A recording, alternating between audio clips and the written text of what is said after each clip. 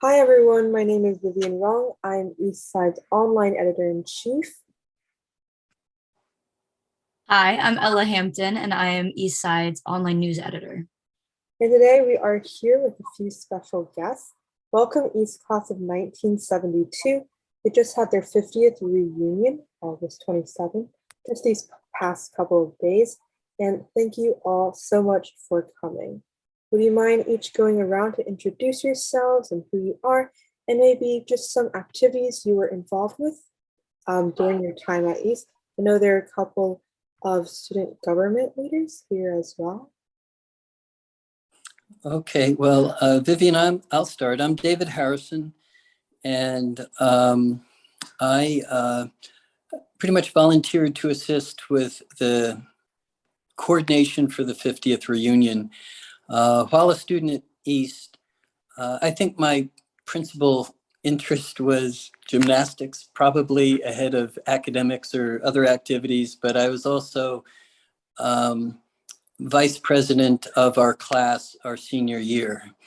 And I have to tell you, the burden of that responsibility influenced my decision to volunteer to coordinate the 50th anniversary. Because if I had the support and the votes of the classmates from that time, when there was really no one stepping up for the 50th, I felt that I should try and pull something together. And that's kind of how it unfolded. Vivian, Bill Jones. My primary activity, obviously, in the East was academics. I was also the president of the radio club, and also participated in the chess club. And we were very thankful for Dave's participation and stepping up for the reunion. I had not been to one for several decades, and Dave managed to get quite an attendance at the reunion. So we were very thrilled by how it turned out. Well, I'm Ken Bronstein, and in addition to being like in marching band and that type of thing, I was editor-in-chief of Eastside in the senior year, and I guess assistant editor junior year, and somehow I was sports editor my sophomore year because I guess someone needed to be sports editor. So, and it all came I hadn't thought about it for a long time, and then Dave during the reunion had someone, I don't know who it was, get a lot of Eastsides from all 4 years we were there and do clippings, and he had them on a PowerPoint display. So seeing some of the things I had written kind of brought back, in those days, sitting in my bedroom with a typewriter, writing these articles, and then going to the Courier Post where they printed the paper, and we had to look at the galleys before they were printed. So that was kind of all came, it was kind of bizarre. All these memories kind of came back. So thank you, Dave. That was very interesting. So. I agree. That was wonderful seeing that presentation. I'm Ken Funkhouser. I was involved in marching band, regular band, choir, the gymnastics team with David, and track team. I was a pole vaulter. I also have the distinction of being the co-author of your alma mater. I didn't know that.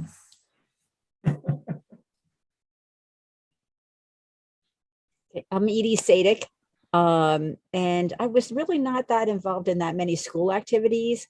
What I recall is trying to take as many, I don't know if I should go on the tangent or not, but to be frank, as many honors classes as I could. Ken, I kind of, do you remember me from being kind of one of the nerds, quiet in the odds? Because I kind of remember you from them. So I wasn't like one of the quote popular kids who went to like prom and all these fun things. And I was more of like a bookworm, and I was starting my, I think my streak of rebellion and protest and, speaking out and getting involved in politics and stuff way back when. I sort of vaguely remember getting in trouble for something having to do with like writing something controversial or trying to write something controversial in the East Side and approaching students. And now a committee woman. I live in Bucks County, Pennsylvania, and involved in the Shapiro and Fetterman campaigns, working. I wasn't sure if I was going to make it tonight because I got a real bout of sciatica because I was standing for several hours waiting for Fetterman to speak on Sunday. You might have heard about his rally. So I feel like I'm sort of like a late bloomer, didn't do that much in high school, but went to college and did social work for many, many years. Got married a couple times, had a couple kids, and now I'm retired from government and trying to enjoy life and getting involved in, things that I used to do years ago. Wow, thank you all so much. My husband made me corn, so I'm going to be eating this while I'm talking to you guys, if you don't mind. Oh, that's awesome. Thank you. I think we have Kathy Agnello joining us. Is someone? No?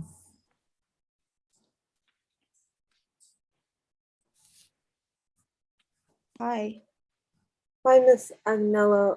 So we're just going around and having introductions and telling about names and maybe some activities you were involved with at East. Am I the one who's speaking right now? Has everybody else said it? Yes. Oh, I'm sorry. I'm sorry I'm late. You're good. You're good. You're totally fine. Okay. I was, as far as activities, I was involved in gymnastics and hockey. I was in like a pep rally kind of group. And I don't know. I just, that's about it. Thank you so much. Wow. So yeah, you guys all have really interesting backgrounds and also a plethora of just different activities, which is really interesting. So to get started on a sort of Q&A style interview, as East students, we know that the making of East was around the late 1960s. So we were wondering, were you the first East class to graduate from East and attend all 4 years? And if you weren't, did you know the class that was? Well, I could answer. We were the third class. The first class graduated in 70. And I had several friends who had sisters or brothers that were in that first class of 70. And so I know kind of firsthand, they were the only ones. So that they did not bring people from West, because my brother went to West. So they just kept those classes going. And the freshman class came in. So it was kind of flowed from 9th grade, and then he moved to 10th. And when they were in 11th, we were in 9th, and there was still no senior class. And then finally the school got filled up, I guess, by the class of 73 coming in or something like that. Right. But 74 maybe. To my knowledge, we were the first class to go all 4 years at East. Oh, wow. Wow, that's like monumental. See, I don't know. My recollection is that the class of 70 went all 4 years. So that's two different opinions. But because like I said, I remember them coming out of Heritage Junior High, which is now Rosa. Yeah, actually, same thing with my brother. He started there and went 4 years, and he was ahead of me. Yeah, so That's so what we're going to have to Well, yeah, thank you. So yeah, well, regardless, you were one of the first groups to enter that new school. So along with that, we were wondering, what was it like at the time to start at a new school, and especially a school that was across town, seeing that West was already there? And did you have to sort of acclimate to going to high school across town, or did you already live pretty close and it wasn't that big of a deal? Well, the East building was huge compared to Heritage where we were. I remember just a lot more students, even though we had 3 classes in there at the time we initially attended as freshmen. Obviously the building felt new compared to Heritage and a lot more spacious. It was just very well organized, clean, and it was a pleasure to be there. A little longer bus ride since I lived in Barclay Farm, but it was a pleasant experience. And I'd add Vivian to Bill's comments that in addition to being new and clean and feeling that way, I mean, really feeling new and clean, parts were still under construction. The library was under construction, the gymnasium was under construction. So there was a certain energy that goes associated with being a new school, new high school, new identity. Ken already mentioned that he contributed to writing the alma mater. There is just a lot of positive energy associated with that, I believe. Thank you.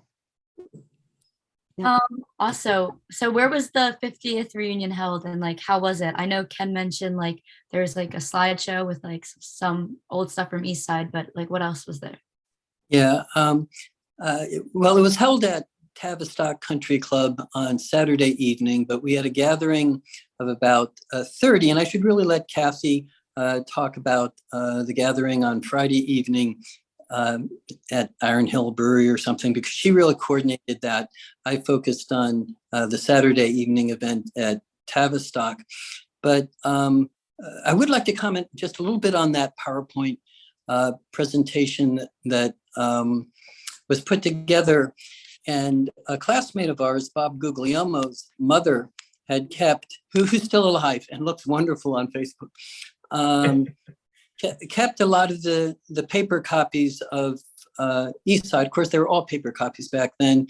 And Bob sent me the ones that his mother had retained, was probably 3/4 or so of the editions from 1968 through 1972. A couple key ones were not in the group though. And the point I want to make about this, first of all, I wanted to thank Eastside for the permission to use the articles in that PowerPoint. But the takeaway from me having put that PowerPoint together and viewed it is that it gave me a whole new appreciation for what our classmates were doing. When I was in high school, I was siloed. I was focused on my interest and my friend group. I didn't know the tremendous contributions that many of our classmates were making, like Ken, through his writing, is all of the articles that were published in Eastside and the like, and Edie too, publishing some articles. So putting that together really gave me a whole new perspective on what our classmates were doing during this 4-year period. And I really appreciate the work they did. I loved that video. It was very good. And I felt the same way. It was so interesting to see what everyone was doing and how much they were doing and how involved they were. It was good job, everyone. Yeah, I was surprised too to see how active everyone was, all the different aspects of activity from government to sports to the newspaper to community service to protesting this or protesting that. Everything was covered by the class of 72. And all of the awards that people won, that was great to see that. Sports awards. Wow, that's amazing. Thank you so much. And I'll be sure to give word. And Ken's early focus on the environment. So Ken Bronstein's, and so I just wanted to point that out. It was a lot of interesting things and contributions and focus. So anyway. That's really cool. Yeah, I'll be sure to give word to Mr. Gagliardi for your thanks on Eastside. So sort of continuing, 50 years is quite a long time. How did you maintain to keep having these reunions after all this time has passed? We had people that stepped up and took charge. I mean, I just am thankful for all of the leaders that we have. And across the years, we've had reunions every 10 years. And there's been a repository of some documentation regarding contact information. But, you know, in the past 10 years, there's been some dramatic changes. We've almost all shifted away from home phones to cell phones, and many email addresses have changed, and people no longer have we no longer have as many people currently working with work addresses. And so trying to reestablish current contact information was a challenge. So if there's a lesson perhaps to pass to the other classes is to, if you're interested in maintaining the class identity, and I think it's valuable to try and maintain the class identity. I think we could even talk about what some of those values are, but people still value it at 50 years, and keeping that contact information current across the years is pretty important. I just want to add to that. So we still have a landline, same family we've had for like 32 years. And so I forget who called me on this one, but the 10th year ago, I think Glenn Wilsey called me. And so I knew his name, I answered, but this time I don't remember who called. I almost didn't answer, but I said, I'm going to answer this call. And it was not a prank call, I'm not a sales call, and I forget who it was who you had calling. And so that maintained contact. He had a work email address, which was obsolete.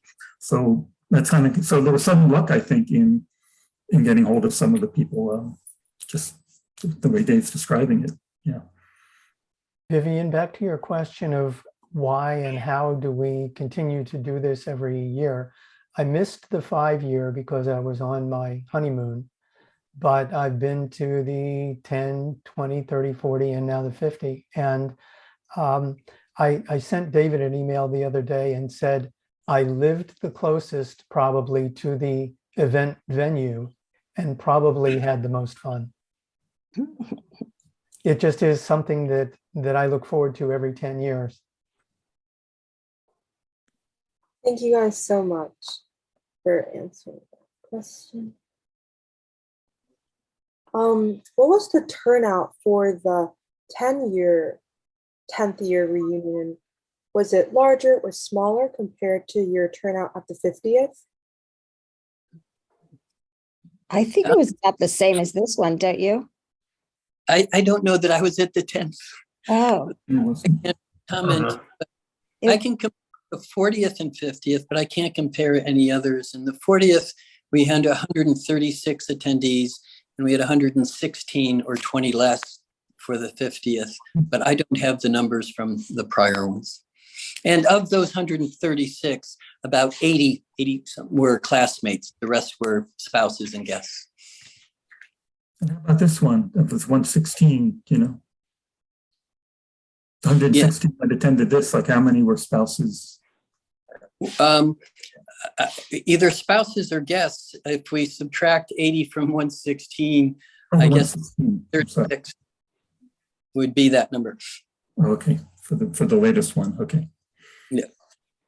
Thank you.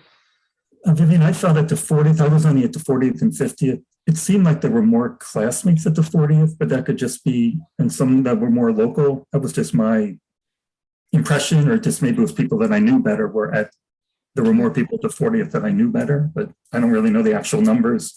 Just my.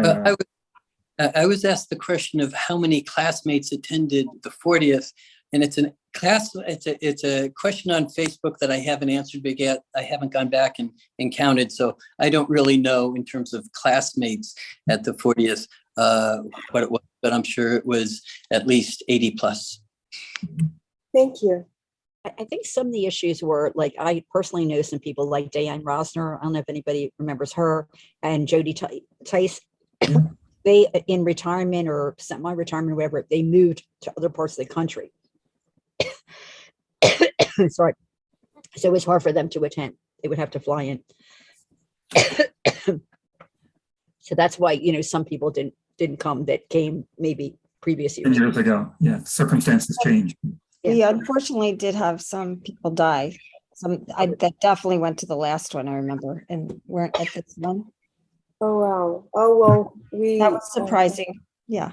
We pay our respects to those. Mm-hmm. Ella, do you want to continue us off? Yeah, sure. So, I mean, how did it feel to see everyone after all these years? I heard that some of you hadn't been to some of the reunions until the 40th and the 50th. So, what did it feel like? I mean, are you guys still staying in contact besides the reunions, or is it pretty much the reunions that brings everyone together? Well, I would say in my case, there were people I haven't been in touch with And when I went to the 40th that I had not seen for literally 40 years. So, and there were some more local people that I knew I'd been in touch with, but yeah, to see people you haven't seen for that long, and one thing that we all had ID badges. I don't know if it was done at the 30th, the 40th and 50th, with our yearbook pictures on an ID badge. So that was really kind of fun because you see how everyone looked and then you recognize them from the, from the pictures. So that's just kind of, it's kind of interesting to see people after that long, and still most of what we could talk about was from 50 years ago, but that's what made it fun, I guess. Yeah. I think also at this stage in our life, we have an extended family outside of ourselves. So it was easy to have conversation because you could talk about what you're doing, where you traveled. I don't know. It's just very easy and fun and especially fun to recognize the people in that person, because we don't all look the same. And then you can always see that person in there, even if they've changed a lot. And I think, Kathy, you get the award for looking the most the same after 50 years. no, Kathy, I can think of Pat Morris. She definitely. And that's not fair, because then I'm excluding other people that are even in this group and Edie. Right, exactly. Okay. There are a lot. I remember I went to one other reunion, and I regret not going to quite a few of the others I have missed, being in Atlanta or wherever I was living at the time. And I was certainly not a popular person in high school. I focused primarily on the academics. And so I didn't know a lot of people at that reunion. And I think the focus at that reunion was, I guess, more about, well, what are you doing job-wise, career-wise? And we're building families. Just really to piggyback off of what Kathy said, at this stage of our life, I mean, we've gone to a new chapter, and we're deciding where are we retiring, and we've got a much broader perspective to share with people. And at the 50th reunion, I saw people there that I don't remember seeing at the prior one, whether it's the 20th reunion or what, I forget which one. It was the one over in Voorhees at the mansion. But there were people there that I knew in 5th grade and from the neighborhood in Barclay, Glenn Wilsey being one, Funkhouser, Kathy Fahrenbrook, and just quite a few. And I was shocked, and the memories just came back very vividly. And we just said, well, do you remember when this happened and that happened? I mean, we're talking 60 years ago, but in between, I had no way of contacting these people, and very seldom even thought about them because everything else was going on in our lives, I would think. Yeah. I had a funny conversation with Don Mortifoglio, because we grew up, our backyards faced each other, and there were a bunch of us that were friends in 7th, 8th grade, whatever, and we used to flash flashlights to each other. And it is funny how you remember really stupid things like that, but it was fun to think about those memories. Obviously, we haven't lost our memories yet, so we're not that bad. At least some of us, and some of them. Some of the topics, I wrote down some things that were discussed with the people that I was sitting around at the reunion, things that Ella and Vivian, you might find interesting, is that I don't think it was until our sophomore year, which would have been about 1970, when girls were allowed to wear pants to school at all. Oh, wow. Not jeans, pants. Wow, we might need to have another interview just for the woman on that. And beyond that, And I want to add to that, because even guys couldn't wear jeans. right? There was a petition to wear jeans like in 11th grade. And I'll just add, like, some guys tore it up because they didn't agree with it. So there's those are things you couldn't even imagine. And after those petitions went through, then there was the petition to smoke in the courtyard, and I that was was thinking about allowed. that. Oh, yeah, I know our teachers. Can't are believe always we did that. Our teachers are always telling us why we have a courtyard. Yeah, that's really interesting. We didn't really believe them, but now I believe them. Ella, I think we called it the cancer courtyard, didn't we? I I think, thought. there was an editorial, I think I think so. someone did an editorial cartoon like that, calling it the. But that's interesting. I'm just thinking the priorities that women, girls weren't allowed to wear pants, but yet people were allowed to smoke. I They know. were allowed to smoke. Like, Right. it's bizarre, isn't it? I think the smoking came after the pants, though. Oh, really? Okay. We're allowed to smoke in pants. Okay. We had a little liberation. We still remember when we didn't have cell phones. Oh, yeah. But anyway, that's another topic. I was just wondering, do you guys have any advice that you would give to the current class of 2022? Value your classmates and stay in touch. And every day's a gift. So cherish the gift of life and be the best you can be, both as an individual and maybe a parent and as a contributor to the society. I would also say get involved in everything that you enjoy, because you will meet more people, not you personally, because I'm sure you're involved in a lot of things, but others, it's such a good thing to have a connection with students. And then you feel happier about school and you do better in your classes and makes it memorable. So I would say that everyone should cherish the 4 years, because no matter where you go or what you do or what you achieve, those 4 years are special. And I think that can be hard when you're applying to college and trying to keep up with all your grades, to keep that in mind. By I know. Ken and Dave and Kathy said that. Yeah. It's true though. Really love everything, or go after everything that you love with passion, including your work. And really what Dave said, make the most out of every day, because the 50 years will go very fast. At least it has for me.